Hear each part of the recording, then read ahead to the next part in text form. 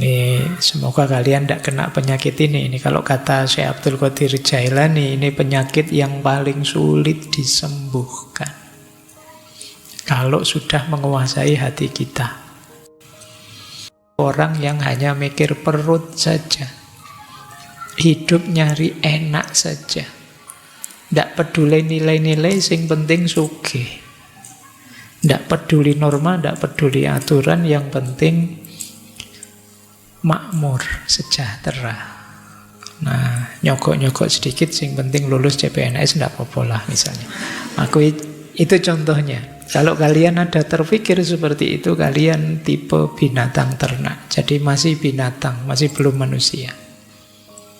Semakin lebar gap antara kaya dan miskin, semakin besar potensi chaos, potensi kacau.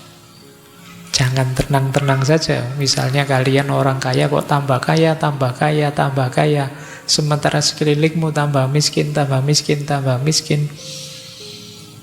Situasi seperti ini rentan ledakan. Jadi hati-hati dengan kesenjangan ekonomi.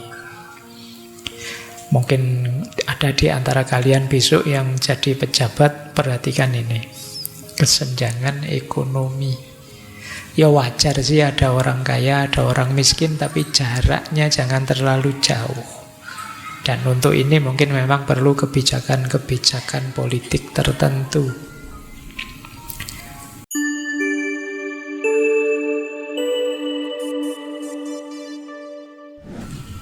Assalamualaikum warahmatullahi wabarakatuh. Bismillahirrahmanirrahim. Alhamdulillahi rabbil alamin. Assalatu wassalamu ala asyrafil anbiya'i wal mursalin, Sayyidina wa maulana Muhammadin wa ala alihi wa ashabihi wa man tabi'ahum bi ihsanin ila yaumiddin. Amma ba'du. Bismillah, mari kita lanjut lagi, belajar lagi. Kita istiqomai kajian kita, belajar kita. Apapun temanya yang sedang kita angkat. Mungkin teman-teman merasa cocok atau mungkin merasa kurang cocok. Mungkin ada yang disetujui, ada yang tidak disetujui. Mari kita lanjut saja terus belajar. Karena kita juga tidak tahu di titik mana nanti kita menemukan pencerahan.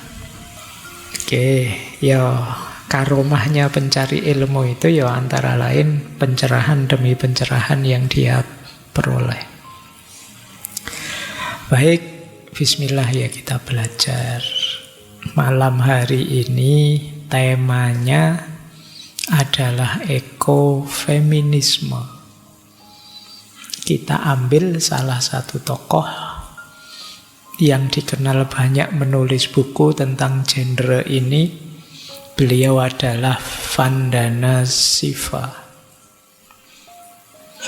filosof, kemudian ahli tentang lingkungan, aktivis, pejuang ekofeminisme, berasal dari India, kelahiran Uttar Pradesh, dari India. Kita awali dari quotes ini. Kata beliau, kita itu sebenarnya bisa dan harus menanggapi secara kreatif 3 krisis berikut ini dan sekaligus mengatasinya. Yang pertama, dehumanisasi. Yang kedua, kesenjangan ekonomi. Dan yang ketiga, bencana ekologi.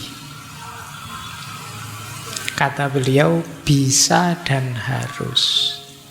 Jadi sebenarnya kita itu bisa, cuma banyak yang tidak mau atau tidak peduli. Padahal 3 krisis ini bisa saja nanti sumbernya kiamat yang akan kita rasakan. Kekacauan total dalam kehidupan kita di muka bumi ini. Yang pertama, dehumanisasi. Terkikisnya nilai-nilai kemanusiaan. Banyak orang yang kehilangan karakter kemanusiaannya oleh banyak aspek. Kita semakin tidak manusiawi. Kita semakin mungkin seperti binatang, mungkin seperti setan, mungkin kalau istilahnya Imam Ghazali itu kan, manusia itu ada yang karakternya seperti binatang ternak, ada yang seperti binatang buas, bahkan ada yang seperti setan. Jadi ini dibahasakan secara tasawuf ya, dehumanisasi itu. Karakter binatang ternak itu orang yang hanya mikir perut saja, hidup nyari enak saja, tidak peduli nilai-nilai, sing penting sugih. Tidak peduli norma, tidak peduli aturan, yang penting makmur, sejahtera. Nah, nyogok-nyogok sedikit, sing penting lulus CPNS, tidak apa-apa lah misalnya. Itu contohnya. Kalau kalian ada terpikir seperti itu, kalian tipe binatang ternak. Jadi masih binatang, masih belum manusia. Ada lagi tipe binatang buas, sabu'iyah, kata Imam Ghazali. Binatang buas itu tipe orang yang ada di pikirannya adalah menang kalah, agresif. Aku harus unggul, aku harus nomor 1, yang lain harus di bawahku semua. Ambisius yang tidak terkendali. Demi aku menang, apa saja halal. Demi aku sukses, apa saja boleh. Meskipun termasuk menyakiti orang, membantai orang, menipu orang. Ini tipe binatang buas. Dehumanisasi kalau sudah begitu. Ada lagi tipe setan, saitonia. Saitonia ini lebih ngeri lagi. Orang yang ambisinya adalah mencelakakan orang lain. Aku senang kalau orang yang aku benci hancur, rusak. Jadi sunnatullah saja dalam hidup kita ini, ada orang baik, ada orang tidak baik. Tapi orang yang mentalnya setan itu ingin agar orang yang dia anggap jahat, dia benci dan lain sebagainya itu harus hancur. Ini kadang-kadang pakai istilah saitoniyah, itu mentalnya orang-orang yang dengki. Jadi orang dengki itu senang kalau melihat orang yang dia benci celaka, dan susah kalau melihat orang yang dia benci senang. Ini semoga kalian tidak kena penyakit ini. Ini kalau kata Syekh Abdul Qadir Jailani, ini penyakit yang paling sulit disembuhkan kalau sudah menguasai hati kita. Makanya di surat Al-Falaq itu kita diminta berdoa secara khusus, wa min syarri hasidin idza hasad. Dari orang-orang dengki yang ketika dia sedang mendengki, begitu dia mendengki, maka pandangan matanya terhadap kita itu pandangan menghancurkan. Baik, kok jadi ceramah. Yuk kita lanjutkan ngomong dehumanisasi, ketemu Imam Ghazali akhirnya. Yang kedua yang bisa bikin kiamat lagi kalau tidak segera kita tanggapi adalah kesenjangan ekonomi. Ini sudah diramalkan oleh Karl Marx sejak lama. Semakin lebar gap antara kaya dan miskin, semakin besar potensi chaos, potensi kacau. Jangan tenang-tenang saja. Misalnya kalian orang kaya kok tambah kaya, tambah kaya, tambah kaya. Sementara sekelilingmu tambah miskin, tambah miskin, tambah miskin. situasi seperti ini rentan ledakan. Jadi hati-hati dengan kesenjangan ekonomi. Mungkin ada di antara kalian besok yang jadi pejabat, perhatikan ini. Kesenjangan ekonomi. Ya wajar sih ada orang kaya, ada orang miskin, tapi jaraknya jangan terlalu jauh. Dan untuk ini mungkin memang perlu kebijakan-kebijakan politik tertentu. Kemudian yang terakhir yang kita bahas ini, yaitu bencana ekologi. Hasil perbuatan kita yang melahirkan ketidakseimbangan alam. Ini juga akan jadi sumbernya kiamat. Kalau kita tidak hati-hati, ya bumi akan hancur. Dan kalau bumi hancur, ya kita ada di mana kalau tidak ikut dalam kehancuran itu. Kalau air meluap, banjir besar, yang tenggelam ya kita. Jadi ini yang disebut bencana ekologi. Baik, ini diwanti-wanti dulu pertama oleh Vanda Nazifa. Maka kita bisa dan harus. Semoga kalian ingat-ingat 3 hal ini. Nanti kalian jadi apa saja, jangan lupakan 3 hal ini untuk diatasi. Lanjut. Baik, kita mulai sekarang. Materi ekofeminisme. Apa sih menariknya ekofeminisme? Kenapa sih kok dua-duanya dijejerkan?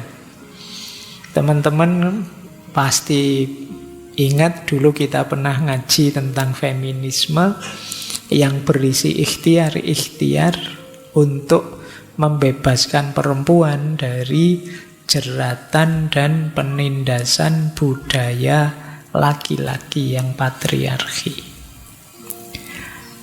Nah, kenapa kok dijejerkan eko dengan feminisme? Karena, kenapa kok dihubungkan? Karena baik alam maupun perempuan dalam sistem masyarakat yang patriarki itu yang dominan laki-laki, itu nasibnya sama. Sama-sama ditindas, sama-sama dieksploitasi. Ini mungkin saya tidak detail ya menjelaskan budaya patriarki itu eksploitatifnya di mana terhadap perempuan. Sudah sangat banyak wacana, sudah sangat banyak urean-urean termasuk dari ngaji filsafat. Kalian harus mau baca tentang itu. Jangan komen hanya berdasarkan kesan. Pelajari dulu, kaji dulu yang dalam. Kadang-kadang saya sekilas-kilas membaca komen-komen di medsos itu, termasuk tentang isu feminisme atau isu apa saja. Itu banyak orang komen itu dasarnya kesan. Kesan saya kok begini Pak. Kamu boleh dasarnya kesan asal sudah diawali dari pengetahuan. Kamu belajar dulu, baca dulu. Saya beberapa kali membaca orang ngeritik feminisme, tapi sebenarnya dia belum paham maksudnya feminisme. Dianggapnya pokoknya itu perempuan yang memberontak melawan laki-laki, begitu saja. Tidak membaca lebih dalam akar perjuangannya.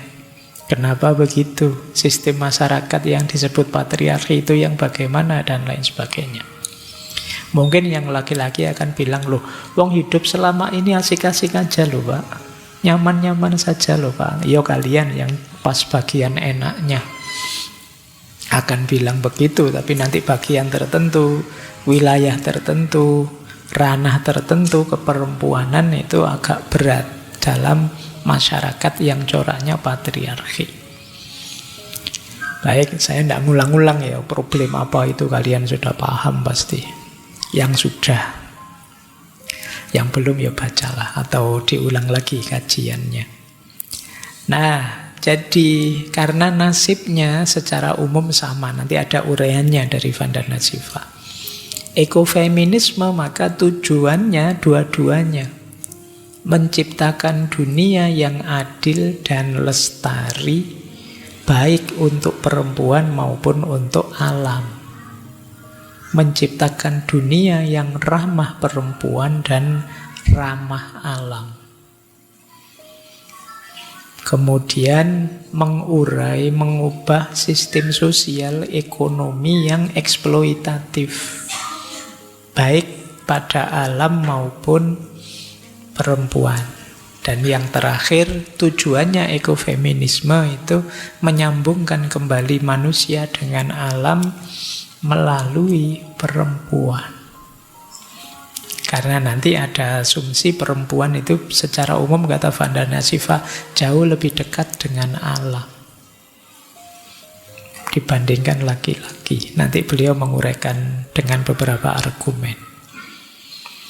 Jadi itu ya, kalau ada tanya apa sih ekofeminisme, satu faham, satu gerakan yang hakikatnya adalah pembebasan dari ketidakadilan, eksploitasi, diskriminasi, baik pada perempuan maupun pada alam. Dan penindasan pada perempuan dan pada alam ini sebenarnya saling terkait. Ada hubungannya. Coba kita lihat ya. Apa sih hubungannya penindasan terhadap alam maupun terhadap perempuan? Yang pertama, baik perempuan maupun alam itu sering dipandang rendah, dalam tanda petik. Ya siapa lagi yang memandang rendah kalau bukan laki-laki? Secara umum dua-duanya sering hanya diposisikan untuk melayani. Kalau alam untuk melayani manusia, perempuan hanya untuk melayani dalam tanda petik laki-laki. Bahkan kalau teman-teman belajar filsafat-filsafat lama, beberapa filosof besar itu pandangannya juga menganggap perempuan itu makhluk kelas 2. Jadi yang kelas 1-nya berarti laki-laki. Bahkan ada yang bilang perempuan itu laki-laki yang tidak jadi. Susah ya kalau pandangan seperti itu. Jadi ya zaman dulu begitu. Ada ndak yang masih punya mindset, perempuan itu Pak penggoda saja. Coba ndak ada perempuan, kita masih di surga. Ada yang punya mindset begitu ya.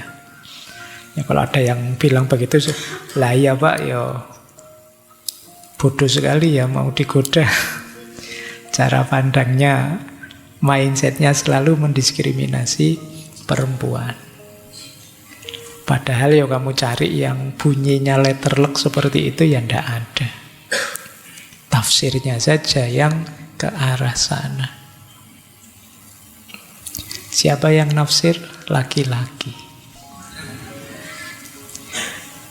Baik, banyak ya dulu kita pernah belajar Fatimah Mernissi, kita pernah belajar Nawal El Saadawi. Bagaimana memang mindset laki-laki itu biasanya arahnya selalu melihat perempuan sebagaimana kalau melihat alam untuk dinikmati dalam tanda petik. Itulah perjuangan kelompok ekofeminisme. Jadi ada hubungannya ternyata.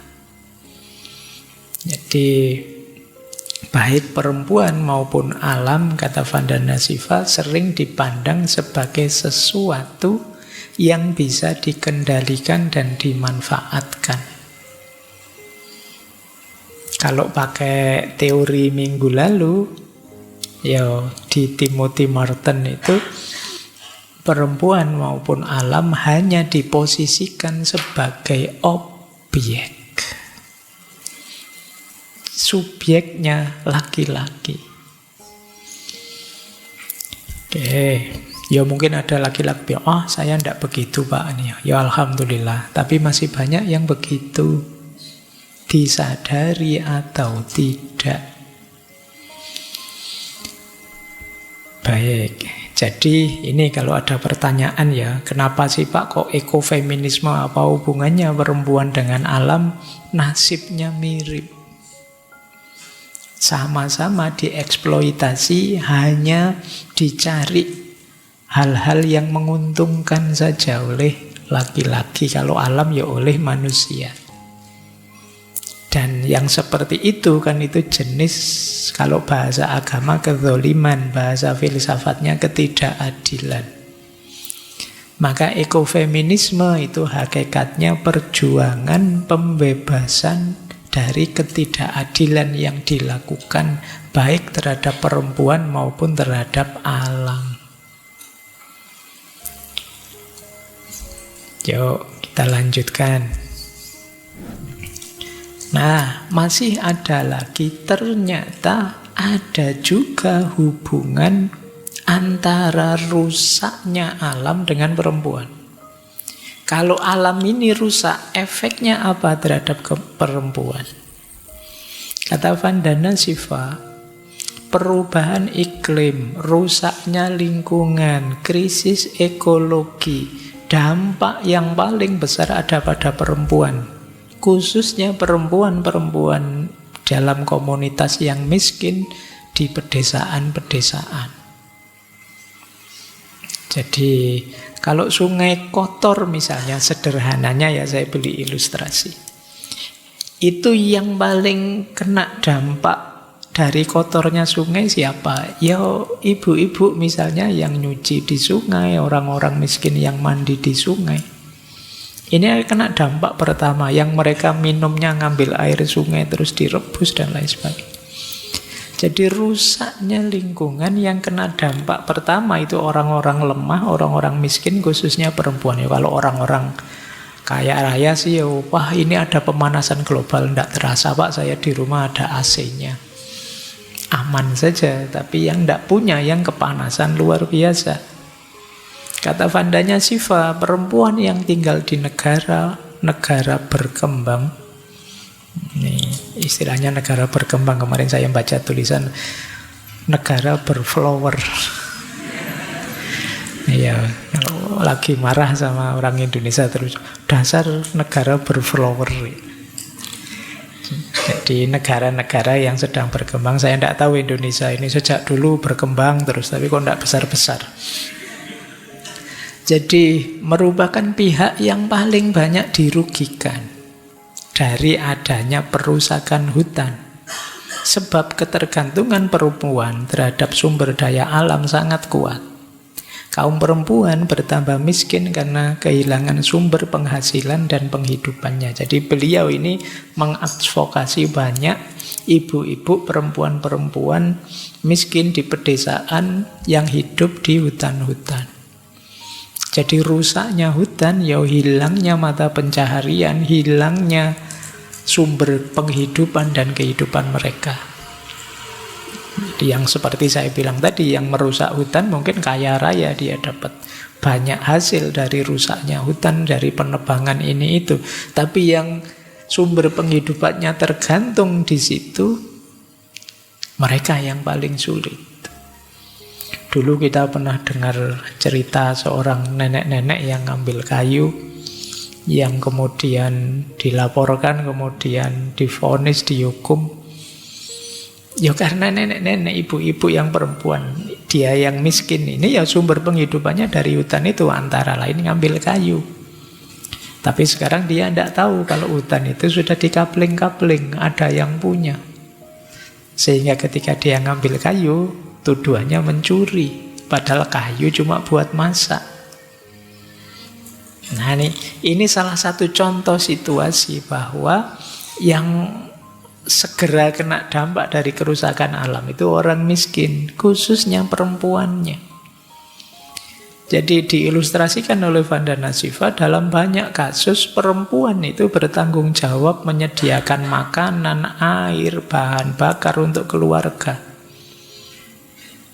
Yang ini kalau sumbernya rusak, air rusak, hutan rusak, itu ya kehidupan mereka langsung juga rusak. Maka nanti ekofeminisme itu adalah feminisme dalam konteks ekologi untuk memperjuangkan hak perempuan atas sumber daya alam dan lingkungan yang sehat. Jadi mereka berhak mendapatkan alam yang sehat. Maka perilaku merusak alam itu sebenarnya perilaku sedang makan haknya orang lain. Saya berhak atas udara segar, saya berhak atas alam yang segar, yang harmonis dan lain sebagainya. Maka kalian yang mengacaukan harmoni alam, mengacaukan situasi alam yang suportif pada hidup manusia, sebenarnya sedang melakukan kezoliman. Kamu makan haknya orang lain. Gitu. Mungkin kita tidak pernah mikir sedalam itu ya. Jadi kalau kalian buang sampah sembarangan, itu jangan dikira hanya sekedar tidak beradab. Itu kezoliman. Karena kamu sedang melanggar haknya orang lain untuk hidup bersih, hidup nyaman.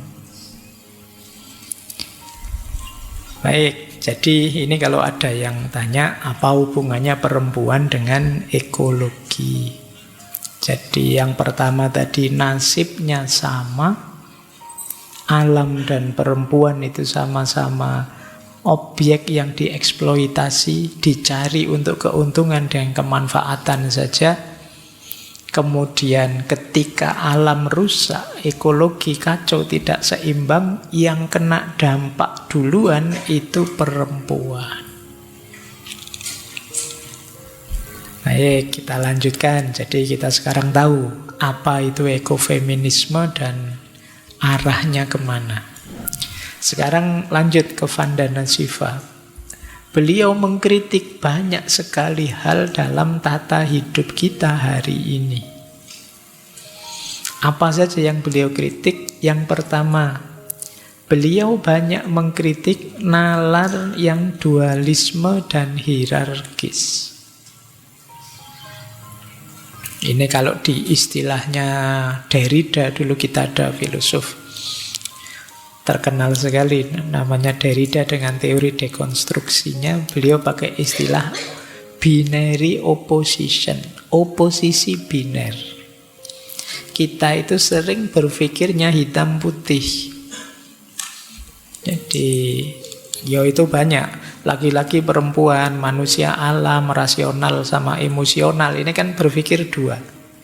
Biasanya orang berpikir serba dua itu terus hierarkis. Contohnya gini loh, kalau saya bilang positif dan negatif misalnya.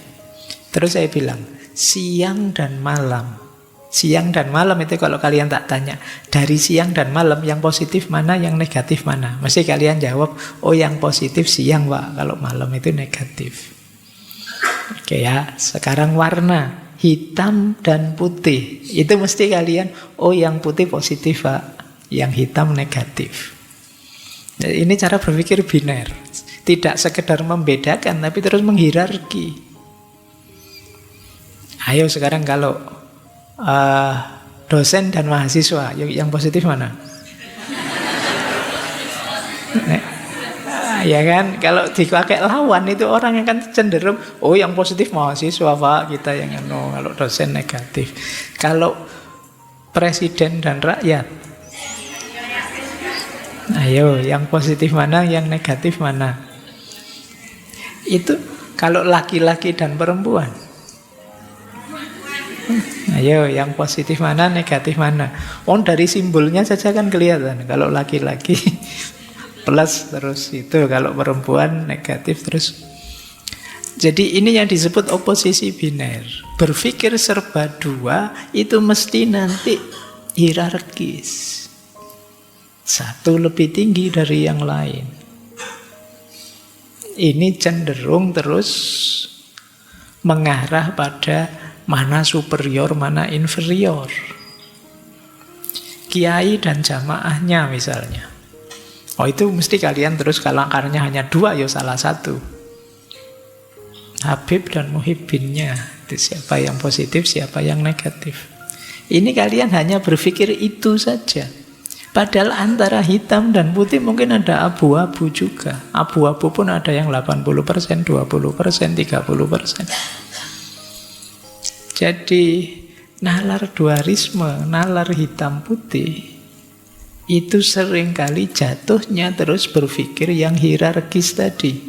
Begitu berpikir hierarkis, nanti mesti ada objek yang disuperiorkan, ada yang diinferiorkan.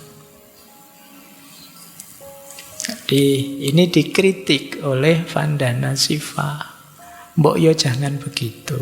Mari berpikirnya jangan dualistik, jangan hierarkis. Ayo berpikir yang holistik, yang sistemik.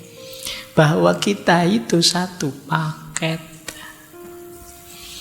Siang dan malam itu bukan atas bawah, tapi saling melengkapi. Tidak ada siang kalau tidak ada malam. Demikian juga sebaliknya, hitam putih juga begitu. Laki-laki perempuan juga begitu. Jadi segala sesuatu itu ada perannya masing-masing yang sifatnya saling melengkapi, sistemik dan holistik. Untuk paham secara utuh ya dipahami semuanya. Jadi alam dan manusia, baik laki-laki maupun perempuan, dan mungkin banyak variabel yang lain, itu ya satu sistem. Ayo dipahami secara utuh, jangan dipahami parsial. Jangan dipahami hierarkis yang superior inferior, yang satu positif, yang satu negatif. Ini yang tadi dikritik oleh Vandana Shiva. Itu saya bilang tadi mirip dengan gagasan binary opposition atau oposisi biner. Makanya orang sering bilang, mbok kalau mikir jangan hitam putih. Jangan hitam putih itu ya contohnya kalau ada orang ya jangan diklaim bahwa orang ini jelek 100%, orang ini baik 100%, tidak ada yang begitu kok. Dalam orang yang jelek mungkin ada juga kebaikan-kebaikannya. Dalam orang yang kamu anggap baik pasti juga ada kejelekan-kejelekannya. Maka jangan bikin klaim mutlak apalagi hierarkis. Baik, ini kritik pertama. Ini nanti akan jadi akarnya cara berpikir. Misalnya kalian manusia melawan alam. Itu ya karena yang bikin kategori kita ya cenderung manusia lebih tinggi. Alam di bawah kita. Maka kita yang superior, alam inferior. Kita subjek, alam objek. Sama seperti laki-laki dan perempuan. Laki-laki merasa dirinya subjek, perempuan hanya objek saja. Laki-laki disebut superior, perempuan inferior. Nah, ini akar berpikirnya yang seringkali menjebak kita kemudian pada cara pandang yang merendahkan baik alam maupun perempuan tadi. Nah, lanjut. Yang dikritik lagi oleh Vandana Shiva adalah sistem ekonomi dan sistem sosial global. Ini ada banyak yang beliau kritik. Ini gaya hidup kita. Padahal sebenarnya sih kita itu tidak mau sekejam itu pada alam. Atau mungkin sesadis itu pada perempuan misalnya. Tapi gaya hidup kita secara tidak sadar mengarah ke sana. Ada yang sangat dikritisi oleh Vandana Shiva. Yang pertama apa? Kapitalisme dan neoliberalisme. Ini kata beliau, membuat orang hanya berpikir keuntungan, kesejahteraan materi. Akhirnya yang difikirkan apa? Ya, gimana ekonomi tumbuh setinggi-tingginya, sebanyak-banyaknya. Meskipun sampai harus mengeksploitasi sumber daya alam. Bahkan kadang-kadang tidak peduli dengan orang-orang miskin, orang-orang tertindas. Yang penting ekonomi meningkat. Ini sistem gaya kapitalis dan neoliberal. Target puncaknya adalah peningkatan ekonomi.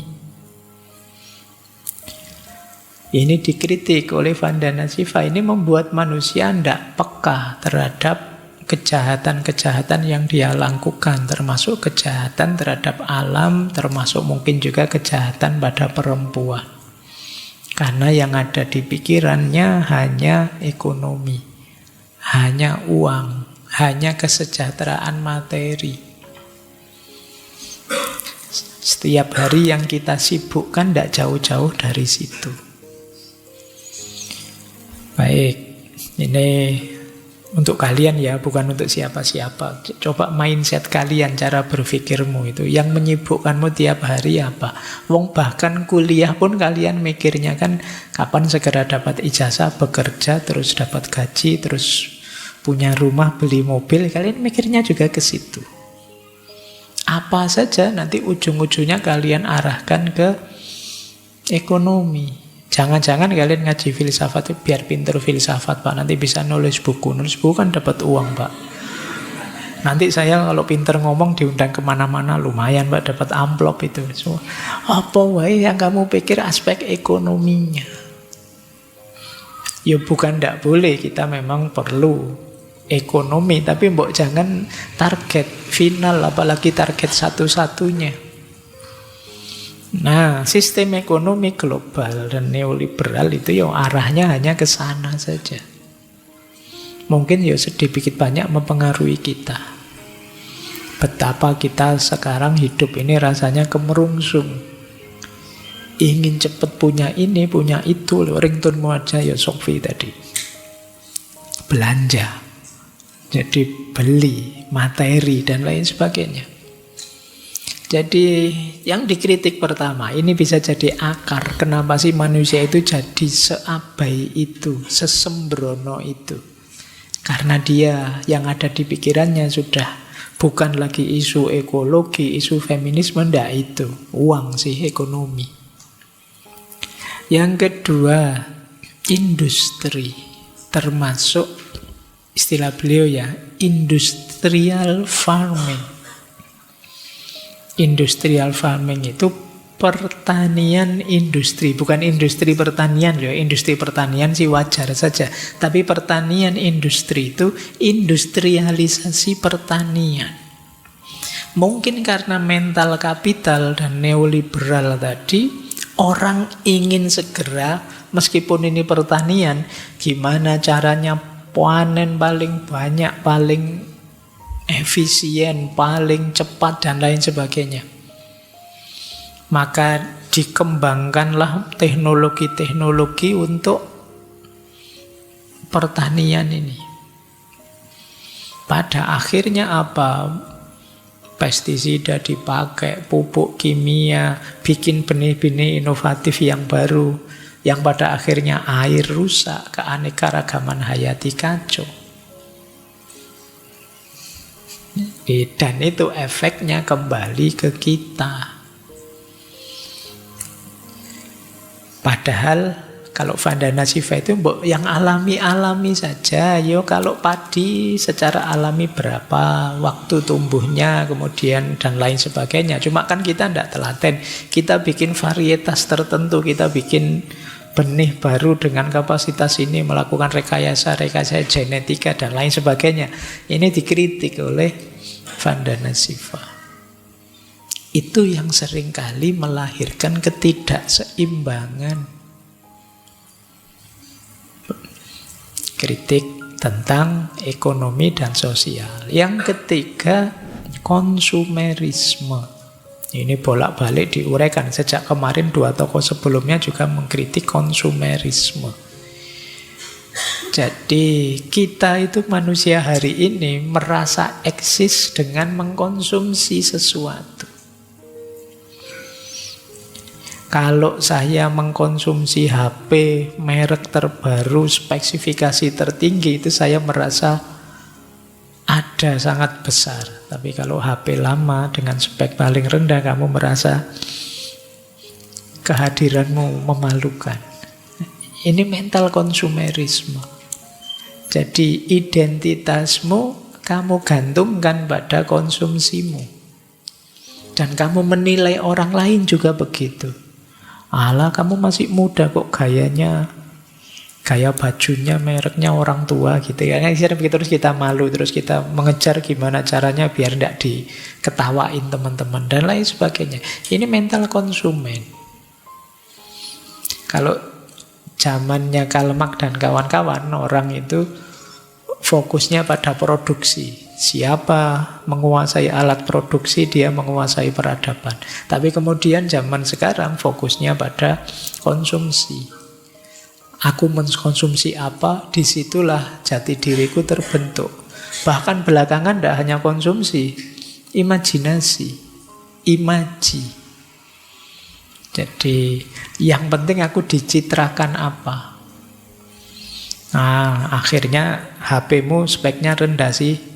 Biar kelihatan tinggi apa? Dibelikan casing HP yang spek tinggi. Nah, ini kan kamu main pencitraan saja. Akhirnya apa? Belakangan muncul produk-produk KW. Kan banyak itu. Ini KW pun yo level itu. KW1, KW2, KW yang mana itu. Ini peradaban kita tidak sekedar konsumsi tapi juga image. Imaji jadi kunci. Jadi dari produksi, konsumsi, sekarang imaji. Energi kita habis untuk itu. Jadi akhirnya apa? Demi konsumerisme tadi banyak unsur-unsur lingkungan rusak. Ya termasuk polusi, kerusakan ini, kerusakan itu dari semangat konsumerisme. Kemudian yang keempat, ya karena ada hubungannya dengan ekofeminisme, beliau menyebut patriarki. Jadi budaya patriarki ini menyikapi alam seperti saya bilang tadi, hanya sebagai objek untuk dieksploitasi. Di pikiran kita itu hanya ada memanfaatkan, menggunakan, mengeksploitasi alam. Urusan selanjutnya tidak tahu. Bahkan anak cucu kita juga tidak ada di pikiran kita. Yang penting saya sekarang enak, nyaman. Itu saja sih. Ini mental patriarki. Jadi kritik kedua Vandana Shiva adalah pada sistem ekonomi dan sosial global. Lanjut. Kritik ketiga. Nah, ini beliau tajam. Ini mengkritik perusahaan-perusahaan multinasional global, korporasi-korporasi besar. Ini dikritik sangat tajam oleh beliau. Antara lain, ini nanti silakan kalian baca buku beliau ya. Beliau nulis 20-an buku lebih tentang hal-hal semacam ini. Misalnya beliau mengkritik ya perusahaan-perusahaan besar itu daya rusaknya juga sangat besar terhadap sumber daya alam. Kalau kalian mungkin hanya sampahmu hanya menutup got depan rumahmu saja mungkin. Tapi kalau perusahaan multinasional dia bisa mencemari bahkan lautan, bahkan seluruh sungai. Jadi semakin besar perusahaan kadang-kadang ya dia yang jadi sumber kerusakan lingkungan yang parah. Polusi, deforestasi, penurunan keanekaragaman hayati dan lain sebagainya. Kritik kedua pada perusahaan multinasional, mereka ini yang mendominasi pasar, mendominasi benih, mendominasi pupuk, mendominasi pestisida. Yang para petani kecil seperti orang tuamu, simbah-simbahmu itu bergantung pada mereka. Mereka yang menguasai semuanya. Mau tidak mau harus lewat mereka. Mereka yang punya izinnya, mereka yang punya patennya. Ini kritik kedua. Kritik ketiga, mereka ini seringkali standar ganda. Kata Vandana Shiva, di negara asal mereka, ini biasanya negara-negara maju, mereka itu tidak berani melanggar aturan, patuh. Tapi begitu masuk negara berflower tadi, ya negara berkembang itu, oh mereka dengan senang saja melanggar aturan, tidak peduli lingkungan. Mungkin alasannya kan aturannya tidak ada di sini, atau kan gampang, yang lain juga begitu dan lain sebagainya. Termasuk mencari tenaga kerja yang murah-murah, yang sebagian besar perempuan. Jadi itu yang disebut standar ganda. Mereka nyari enaknya saja, di negaranya sendiri tidak berani, bisa dapat hukuman berat, pindah saja ke negara-negara yang aturannya lebih longgar atau gampang dinego. Ini yang disebut standar ganda. Berarti sebenarnya mereka itu tidak punya kepedulian lingkungan. Yang ada di pikiran mereka lagi-lagi seperti sebelumnya tadi, hanya profit ekonomi. Karena memang sistemnya sistem kapital dan neoliberal. Kemudian ada lagi yang dikritik oleh Vandana Shiva. Perusahaan-perusahaan besar multinasional itu seringkali mengabaikan hak-hak masyarakat lokal, masyarakat adat. Jadi mereka merasa punya kuasa karena tadi ekonomi. Akhirnya apa ya? Dengan powernya itu mereka melanggar hak-hak masyarakat adat. Akhirnya muncul konflik sosial, penggusuran-penggusuran, pertarungan antar warga lokal, dan lain sebagainya. Ini dikritik dengan sangat tajam oleh Vandana Shiva. Kita lanjutkan. Kritik ketiga, ding saya salah. Kritik keempat. Khawatirnya ada yang keloncatan. Kritik keempat, revolusi hijau. Jadi beliau mengkritik revolusi hijau. Kalian pernah dengar enggak revolusi hijau ini ya? Bukan partai loh ya. Ya, enggak ada urusannya dengan partai atau agama. Ini beliau nulis buku Violence of the Green Revolution. Jadi revolusi hijau itu perubahan tata pertanian sekitar tahun 50-an sampai tahun 80-an yang terjadi di banyak negara berkembang, khususnya di Asia, ketika mulai masuk teknologi-teknologi pertanian. Tujuan utamanya apa revolusi hijau tadi mungkin sekilas ya sudah disinggung, meningkatkan produksi pangan untuk memenuhi populasi yang terus bertambah. Maka dilakukan modifikasi-modifikasi dengan teknologi terhadap mekanisme pertanian alami tradisional. Ya luar biasa sih dari sisi efektivitas, kemudian peningkatan produksi, tapi dampak negatifnya juga tidak kecil. Apa sih revolusi hijau itu? Ya antara lain di era itu menggunakan varietas tanaman-tanaman unggulan. Kan banyak kan tanaman hibrida yang produktif, tahan penyakit, waktu panennya lebih cepat dan lain sebagainya. Ini modifikasi-modifikasi, sejenis rekayasa genetik. Kemudian menggunakan pupuk dan pestisida. Kemudian menggunakan teknologi-teknologi mesin seperti alat-alat, traktor dan lain sebagainya. Jadi tidak salah semuanya, cuma ada dampak negatifnya yang tidak kita sadari, kata Shiva. Dampak positifnya sih jelas, peningkatan produksi pangan, membantu mengurangi kelaparan di banyak negara. Tapi kita sering lupa juga dampak negatifnya.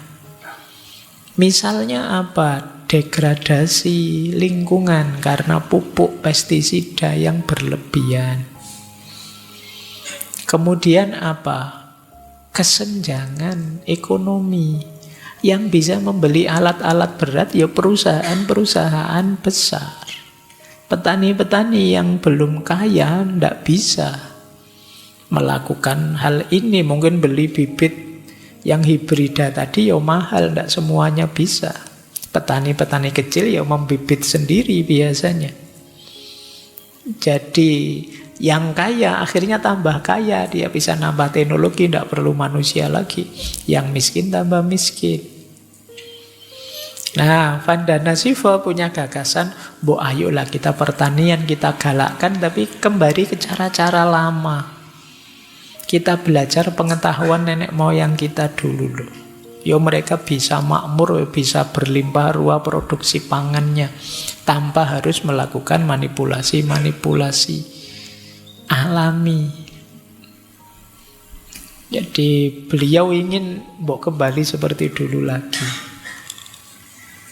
tanpa harus merusak kondisi lingkungan, tanpa harus merusak tatanan sosial. Kalau tadi kan berarti lingkungan bisa rusak karena pupuk lah, pestisida lah, sosial juga bisa rusak. Karena yang kaya tambah kaya, yang miskin tambah miskin, akhirnya dijual saja. Sawahnya dia tidak kuat biayai, dijual buat membayari kalian kuliah. Itu pun kalian kuliah ya cengenges. Bapak itu dolan sawah ini kini rebahan saja. Jadi baik, ini yang dikritik ya oleh Shiva.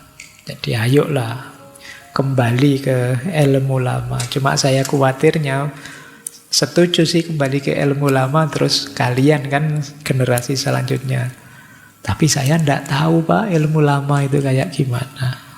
Kita kehilangan kearifan akhirnya. Karena tidak ada yang minat di bidang ini. Padahal ya belakangan ada banyak inovasi-inovasi baru. Secara inovasi bagus, luar biasa, tapi tetap ya harus diperhatikan efeknya ke lingkungan. Makanya beliau sangat kritis terhadap revolusi hijau ini. Mungkin sekarang ya antara iya dan tidak sih, karena revolusi hijau ya hijaunya sudah habis jadi bangunan semua. Yang untuk sawah-sawah mulai tidak ada sekarang. Ada pun tidak ada yang garap. Misalnya kalian diwarisi sawah oleh bapakmu, mungkin yang ada di pikiranmu dijual saja buat usaha apa, mungkin begitu. Baik. Ada lagi kritik. Kalau ini tajam juga, beliau sampai nulis buku untuk ini, yaitu kritik terhadap paten benih. Beliau nulis buku Making Peace with the Earth. Jadi berdamai dengan bumi. Kata Shiva, perusahaan-perusahaan besar yang tadi melakukan inovasi-inovasi teknologi pertanian, itu kadang-kadang kan mereka itu mematen produknya. Jadi dengan undang-undang terus bikin peraturan, benih yang mereka inovasi itu ya hak ciptanya mereka, negara dan korporasi melindungi hak cipta ini. Pada akhirnya apa? Petaninya tidak bisa pakai. Kalau mau pakai harus beli ke mereka. Bikin sendiri akan dianggap pelanggaran hak cipta. Jadi petani tidak diizinkan mengembangkan benih seperti yang mereka inginkan karena sudah lebih dulu dipatenkan oleh perusahaan-perusahaan besar. Kalau petani mau pakai, beli, dan itu harganya mahal. Jadi ini dari sisi sosialnya, dari sisi lingkungannya, benih ini kan sebenarnya semacam rekayasa genetik modifikasi yang kadang-kadang hanya bisa ditanam satu kali, tidak bisa diulang-ulang. Seperti kalau petani itu kan misalnya habis panen, beberapa dipakai untuk benih selanjutnya. Tapi yang benih-benih baru tidak bisa. Nah, akhirnya apa? Ya para petani terus-menerus mengeluarkan uang untuk membeli benih atau membeli pupuk ini, pupuk itu. benih ini pupuknya harus ini, misalnya. Dua-duanya dipaten. Akhirnya petani harus beli. Modal untuk bertaninya tambah besar. Serba dilema. Tidak menanam padi, makan apa? Menanam padi, sama-sama makan apa? Nanti karena rugi, tidak dapat apa-apa. Apa sih penjajahan melalui paten benih itu? Kata Shiva, paten benih itu melanggar 3 aspek sekaligus, kata beliau. Yang pertama apa? Biopiracy, pembajakan biologis. Jadi kenapa disebut pembajakan? Ya karena mereka mengklaim itu sebagai temuan mereka dan para petani tidak boleh menggunakannya tanpa seizin mereka. Itu kan sama ya kayak kasus-kasus pantai misalnya, itu kan sebenarnya milik umum, tiba-tiba dibikin resort di situ, orang luar tidak boleh masuk, kalau masuk bayar. Sama kayak benih yang dipaten tadi. Kalau para petani ingin menggunakannya, ya bayar mereka. Mereka harus bayar royaltinya, lisensinya. Petani banyak terjerat uang, hutang. Jadi karena mereka tidak mampu membiayai. Kemudian ada beberapa penelitiannya Shiva, ternyata organisme, modifikasi, dan lain sebagainya itu kadang-kadang justru menghilangkan keragaman varietas benih. Jadi keragaman hayati jadi banyak berkurang. Bahkan juga menghancurkan hak-hak petani atas pangan. Ada satu contoh yang diuraikan oleh Shiva. Jadi ini kasus budidaya kapas. Jadi ada satu waktu di mana para petani India itu membudidayakan kapas, istilahnya kapas biti. Jadi kapas biti itu sebenarnya organisme semacam larva yang dimodifikasi secara genetik. Yang ini kabarnya lebih tahan hama dan kuat. Yang dari situ nanti dibikin industri tekstil. Awalnya menjanjikan keuntungan budidaya kapas ini. Meskipun mahal, meskipun para petani harus membelinya. Tapi belakangan tidak efektif. Jadi masih tidak tahan hama. Akhirnya apa? Ya korporasi memproduksi pestisida dan insektisida untuk melawan hama tadi. Sudah terlanjur invest banyak untuk membudidayakan kapas BT tadi. Mau tidak mau harus beli pestisida dan insektisida tadi. Tambah banyak modalnya. Akhirnya biaya membengkak. Tidak imbang antara hasil dengan hutang yang sudah terlanjur diambil. Peristiwanya kemudian apa? Banyak petani sampai bunuh diri. Dalam penelitiannya Shiva mulai tahun 95 sampai 2014 ada lebih dari 270.000 petani kapas bunuh diri. 270.000 loh ya. Itu ngalang-alai perang Israel Palestina kemarin.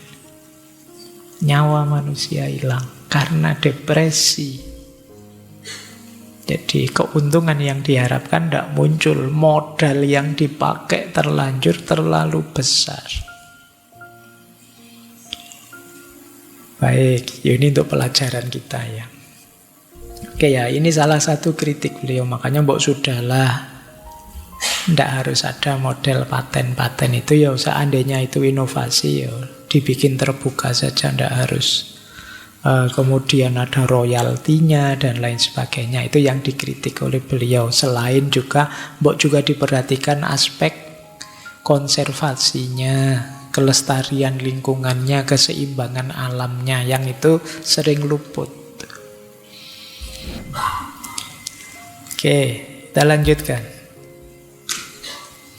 Nah, beliau punya quote menarik. Seperti biasa dalam setiap skema yang memperburuk posisi orang miskinlah yang dipanggil sebagai penerima manfaat. Ini maksudnya apa? Contohnya ya, alam ini rusak, hancur, sehingga jumlahnya orang miskin banyak sekali. Misalnya tadi dirusak oleh korporasi-korporasi tadi. Kemudian datanglah kembali mereka, wah kasihan sekali ya kamu miskin, sini tak kasih bantuan. Jadi seolah-olah mereka datang sebagai pahlawan. Padahal sebelumnya mereka lah yang merusak, yang jadi sebab kemiskinan itu. Maka kata Siva, seperti biasa, ya di mana-mana begitu. Skemanya membuat orang jatuh miskin, tapi kemudian dia hadir kembali untuk menolong orang yang miskin tadi sebagai pahlawan. Orang miskinlah yang dipanggil sebagai penerima manfaat. Jadi seolah-olah kalau tidak ada saya, kamu miskin terus loh, nggak ada yang ngasih bantuan. Jadi orang lupa bahwa dulu yang merusak, yang mengacaukan itu ya mereka-mereka juga.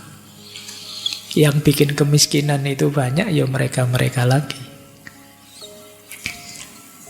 Baik, ini sindiran ya dari Siva terhadap skema. Skema apapun, skema ekonomi, skema politik, skema sosial yang kadang-kadang memang disengaja untuk dilakukan ini biar ada pahlawan yang hadir.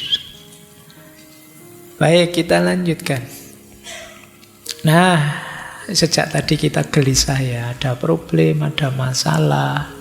Sekarang apa sih tawarannya dari Vandana Siva terhadap problem-problem lingkungan tadi dan juga nasibnya perempuan?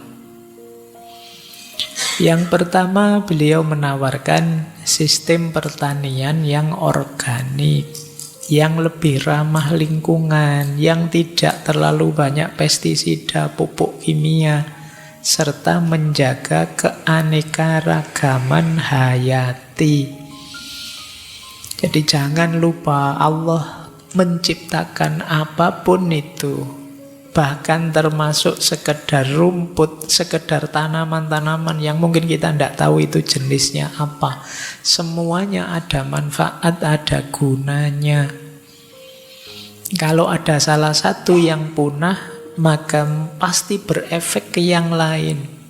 Kita sering menyebutnya ketidakseimbangan. Bahkan termasuk mungkin makhluk yang kamu benci. Misalnya tidak ada nyamuk saja, itu mesti nanti ada efeknya. Meskipun kalau ada nyamuk, kamu susahnya luar biasa. Tapi bayangkan kalau nyamuk tidak ada, itu nanti masih ada rangkaian rantai makanan yang terputus. Tidak ada tikus saja misalnya.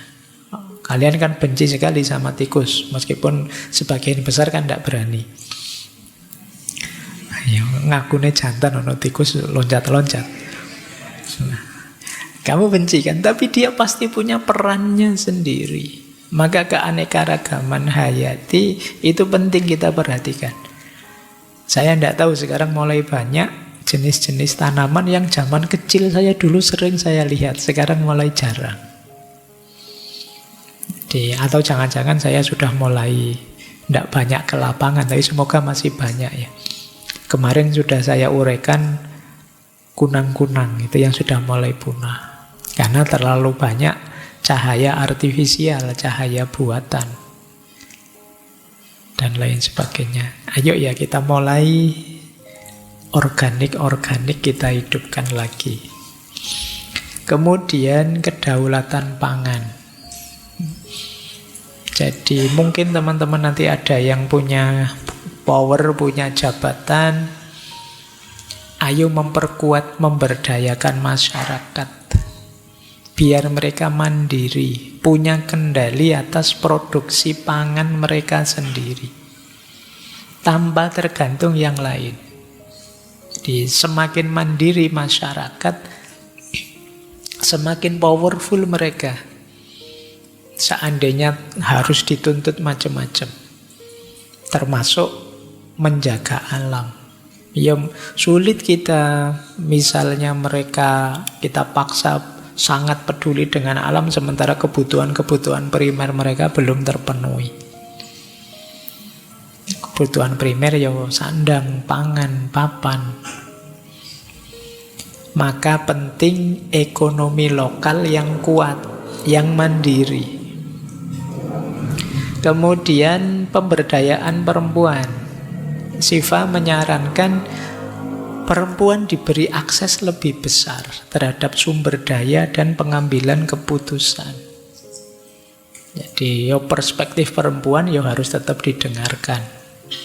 Kadang-kadang kan kita menganggap mereka itu, alah siapa mereka, alah sudahlah kalau ada mak-mak mesti, kan kamu bilang begitu. Enggak, perspektif mereka harus tetap kita dengarkan. Kemudian penting juga beliau menawarkan koperasi. Ini untuk mengatasi kapitalisme dan juga neoliberalisme tadi loh. Ini sebenarnya kita sudah jauh melangkah sejak zaman Pak Hatta dulu, sudah diusulkan model koperasi. Ya meskipun prakteknya kita masih belum bagus, tapi secara konsep kita punya sih. Saya tidak tahu koperasi-koperasi itu mungkin perlu digalakkan lagi. Koperasi itu kan sistem ekonomi yang dasarnya kebersamaan, bukan eksploitasi. Kalau untung semuanya bisa merasakan keuntungannya. Baik, kalau saya tidak tahu, kalau anak muda hari ini mungkin tidak akrab dengan koperasi. Akrabmu dengan pinjol mesti. Bikinlah koperasi, latihan membangun sistem ekonomi yang dasarnya kebersamaan. Kemudian mari kita jaga kearifan lokal, kearifan tradisional, yang kadang-kadang tidak kita duga-duga itu manfaatnya besar. Jadi kemarin saya membaca itu ada ternyata makanan yang ditaruh di ruang terbuka pada akhirnya mengurai bla bla bla bla, itu ada manfaatnya juga untuk lingkungan dan lain sebagainya. Jangan-jangan itu hubungannya dengan sajen masyarakat zaman dahulu dan lain sebagainya, yaitu kira-kira. Saya juga masih belum paham teorinya tadi, tapi bisa saja. Jadi cara nenek moyang kita menanamkan kearifan itu dengan cara mereka sendiri. Karena kalau dijelaskan versi seperti ini mungkin tidak paham. Kalau kita jelaskan ke mereka, mari kita jaga keanekaragaman hayati, mereka bingung, ini hayati anak mana lagi ini yang dijaga. Tapi kalau dengan contoh-contoh yang lebih konkret sesuai mindset wawasan mereka, mungkin lebih masuk. Jangan sembarangan deket-deket pohon ini ada penunggunya loh. Itu mungkin cara mereka untuk mengkonservasi. Kalau orang India tadi cipko dengan cara dipeluk, kita dengan cara mungkin di budaya tertentu dikasih sarung misalnya. Kan ada itu kan budaya tertentu yang pohonnya dikasih sarung, dikasih apa, terus jadi orang tidak berani sembarangan, sakral itu ya. Ya itu mungkin kearifan-kearifan. Kata Siva, ayo kita gali sebanyak-banyaknya pengetahuan lokal, termasuk cara menanam padi, cara mengatasi hama dan lain sebagainya. Nenek moyang kita biasanya jauh lebih alami prosesnya dan lebih ramah dalam menjaga keseimbangan lingkungan. Cuma itu tadi, kalau semakin banyak yang tidak tertarik bidang ini, lama-lama wawasan itu akan lenyap. Atau nanti kalian akan menuduh begitu saja bahwa ala Pak itu tidak ilmiah Pak, itu ndak. Nanti kalian bisa ke situ. Mungkin saja wawasan nenek moyang kita itu Kalau diukur, karena memang belum pernah diteliti serius ya, kalian menyebutnya itu tidak ilmiah. Tapi secara lebih dalam mungkin akan ketemu rahasianya kalau kalian mau menggalinya. Karena seringkali kan masyarakat itu dengan caranya sendiri menciptakan tabu-tabu. Kayak apa, dulu zaman saya kecil, kalau nyapu harus bersih loh ya. Kalau tidak bersih nanti, kalau perempuan suaminya berewokan loh. Gitu. Ya kalau dimaknai letterek seneng sekarang. Wah, saya suka Pak, maco Pak, brewok itu Pak, keren gitu. Jadi kalau nyapu ndak usah bersih saja, biar dapat suami berewokan. Itu kan sebenarnya kearifan zaman dulu untuk cinta pada kebersihan, cuma dengan cara mereka sendiri. Jadi ayo ya kita gali. Mungkin ada beberapa semacam mitos, semacam common sense yang padahal kalau digali itu rahasianya dalam, punya manfaat yang tidak kita sadari, yang berhubungan dengan alam. Baik, silahkan nanti direnungi ya tawaran-tawaran solusi dari Siva ini. Kemudian yang menarik lagi, menurut beliau ini melihat di banyak budaya termasuk di India ada konsep ibu bumi. Ada di Jawa ada Dewi Sri. Kita sering pakai istilah ibu pertiwi. Ini menarik kata Siva. Yo, jangan tiba-tiba dituduh, wah Dewi Sri itu musyrik Pak kalau begitu. Tidak begitu cara membacanya. Maksudnya apa? Nenek moyang kita memposisikan bumi ini seperti ibu. Jadi kenapa? Loh, bukankah bumi yang memberikan kita nutrisi, kehidupan, makanan, dan lain sebagainya? Dia yang momong kita sejak kecil. Dia yang merawat kita loh. Sebagaimana ibu yang melindungi kita, merawat kita. Kata Siva, begitu kita melihat bumi seperti kita melihat ibu kita, bukankah terus kita tidak berani sembarangan lagi? Mengotori bumi berarti kita sedang mencemari ibu kita sendiri. Kalau kita merawat bumi berarti kita sedang merawat ibu kita sendiri. Jadi mari kita posisikan bumi ini seperti ibu. Jadi mungkin makna jauhnya ini makna jauh sekali. Kalau bahasa agama namanya takwil. Kalau ada hadis al-jannatu tahta aqdamil ummahat, surga itu ada di bawah telapak kaki ibu. Ummahat itu jamak ibu-ibu. Mungkin di antara ibu itu ayo kita maknai bumi. Kenapa di bawah telapak kaki ibu ada jannah, ada surga? Loh, kalau bumi ini harmonis, situasinya kondusif, aman, nyaman, itu kita hidup di bumi ini indah sekali seperti di surga. Tapi begitu bumi ini hancur, kacau balau, kita rusak, ya kita tidak akan nyaman hidup di atasnya. Jadi dalam penelitiannya Siva banyak loh budaya yang menyebut bumi ini sebagai ibunya. Kalau kita kan sering menyebut ibu bumi, bapak angkasa. Jadi langit itu bapak, kalau bumi itu ibu. Yang satu menaungi, mengayomi, yang satu menghidupkan, memelihara. Oh, itu dua-duanya penting. Ini yang tadi saya maksud, ini bagian dari kearifan lingkungan nenek moyang kita. Jadi mereka pakai simbol-simbol, pakai mitos-mitos untuk memahamkan kita betapa pentingnya kita memelihara alam. Jangan hanya mikir eksploitasi saja. Jangan hanya mikir mengambil keuntungan saja. Karena dia bagian dari kita, bahkan ibu kita. Baik, ya seperti ibu kan, kita injak-injak tiap hari, ada yang nakal, ada yang kurang ajar, kita tetap diakui sebagai anaknya. Kita tetap diberi airnya yang jernih, tanamannya yang segar.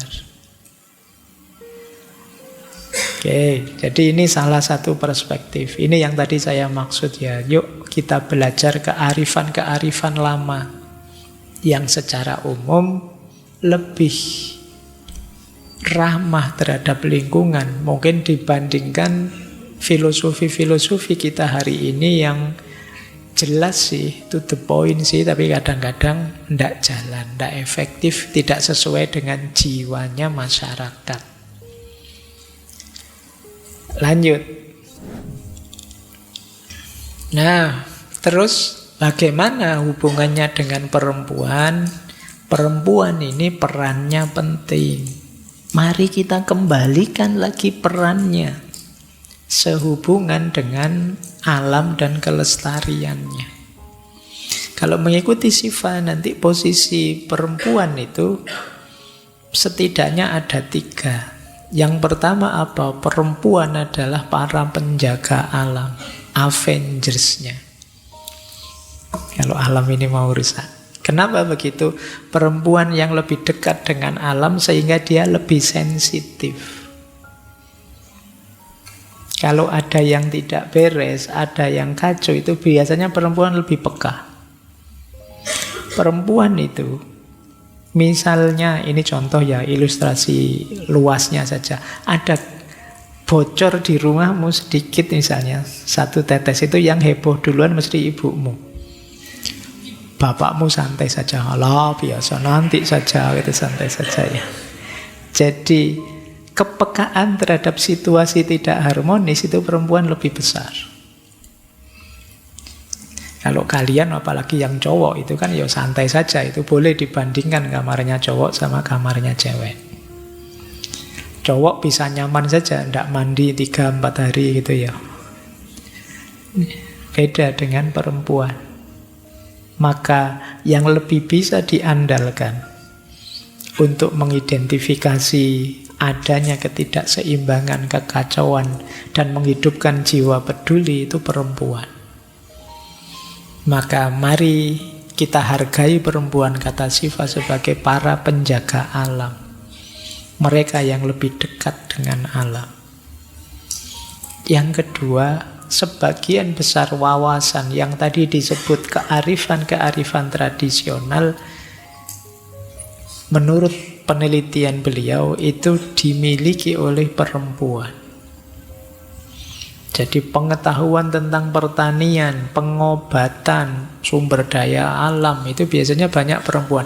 Di daerah-daerah misalnya kalau disebut apa misalnya dukun beranak, itu mesti perempuan yang ngerti cara alami melahirkan. Tuh, pengobatan-pengobatan itu banyak yang perempuan, herbal-herbal itu perempuan. Jadi kearifan-kearifan tradisional ternyata banyak dimiliki oleh perempuan. Kemudian yang ketiga, kata Siva, perempuan adalah agen perubahan yang tangguh. Mereka persisten, mereka itu tahan lama, tidak gampang menyerah. Jadi kalau dihubungkan dengan lingkungan, mereka ini korban pertama, tapi sekaligus agen yang sangat tangguh. Jadi ya seperti tadi loh, yang gerakan Cipko tadi itu ternyata ya para perempuan yang menggerakkannya. Mungkin kalau laki-laki tidak telaten disuruh memeluk pohon seperti tadi. Mungkin kamu geleng-geleng, ini gunanya apa tuh Pak, kok meluk pohon gini, itu mindsetnya laki-laki. Jadi agen perubahan yang punya, kalau bahasa awal ngaji tadi ya, yang punya daya istiqomah lebih besar itu perempuan. Baik, jadi reposisi peran perempuan, hargai dia sebagai penjaga alam, sadari bahwa mereka lah yang memiliki kearifan tradisional, dan jangan lupa mereka adalah agen perubahan yang tangguh. Jadi kalau mereka dilemahkan, kalau mereka didiskriminasi dan diperlakukan hanya sebagai objek saja, maka manusia rugi besar. Kita semua yang rugi, apalagi tadi dengan analogi ibu bumi dan lain sebagainya. Lanjut. Nah, terakhir ini. Tujuan akhirnya apa sih semua yang di depan tadi? Tujuan akhirnya kata Siva adalah masyarakat berkelanjutan. Yo, masa depan manusia. Apa sih cirinya masyarakat berkelanjutan itu? Masa depan manusia itu masih terjamin selama 5 aspek itu ada. Apa cirinya? Mandiri. Yang kedua, lestari, berkesinambungan. Yang ketiga, adil. Yang keempat, demokratis. Semua dijamin haknya. Dan yang kelima, diversitas, keragaman diakui. Jadi masyarakat yang mandiri, yang lestari, yang adil, yang demokratis, yang diversitas, segala makhluk yang ada di sekelilingnya dijamin, itulah nanti yang berkelanjutan. Kenapa harus ada diversitas, Pak Yo? Karena seperti saya bilang tadi, setiap makhluk, setiap komponen dalam lingkungan kita ada perannya. Kalau ini terkacaukan atau ada yang berkurang, yo masa depan dari ekosistem, dari lingkungan ini juga akan semakin pendek. Maka perlu diversitas. Demokratis dan adil ini tentu saja. Kalau tidak ada hak yang dijamin, berarti tidak ada ketidakadilan. Kalau tidak ada ketidakadilan, ya pasti chaos. Kelestarian dan kemandirian itu jadi satu. Mampu menghidupi dirinya sendiri sehingga dia jadi lestari.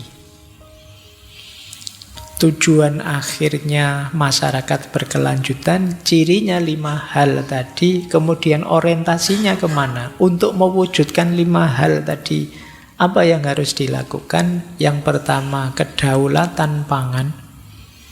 Yang kedua, pertanian yang berkelanjutan, karena dunia pertanian ini vital, kalau dia selesai, pontang-panting manusia. Yang ketiga, ekonomi lokal. Ekonomi lokal berarti kemandirian. Yang keempat, pengetahuan lokal, kearifan-kearifan tadi. Yang kelima, keadilan sosial. Kesetaraan laki-laki, perempuan, tidak boleh ada diskriminasi. Dan yang terakhir, hubungan harmonis dengan alam. Jadi 6 hal ini yang harus dilakukan demi munculnya kemandirian, kesinambungan, keadilan, demokratis, dan diversitas. Itulah yang disebut masyarakat berkelanjutan. Kalau ciri ini ada, ya manusia masih penuh harapan di masa depan.